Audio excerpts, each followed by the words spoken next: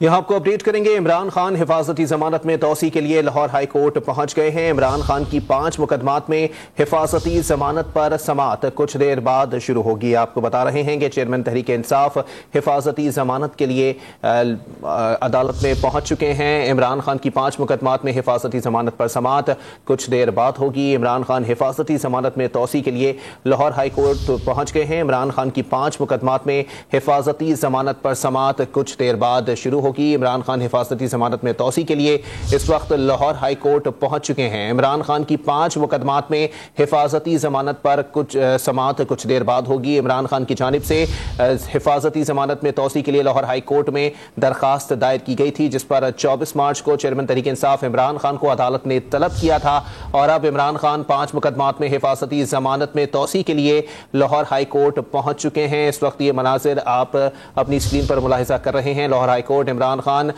Justice Tariq Saleem Sheikh کی عدالت میں پہنچ چکے ہیں۔ چیئرمین تحریک انصاف عمران خان کو آج عدالت نے طلب کیا تھا۔ اسی پر مزید بات کریں گے آج ڈان نیوز کے نمائندے رانا بلال سے۔ جی رانا بلال، اپڈیٹ کیجیے گا۔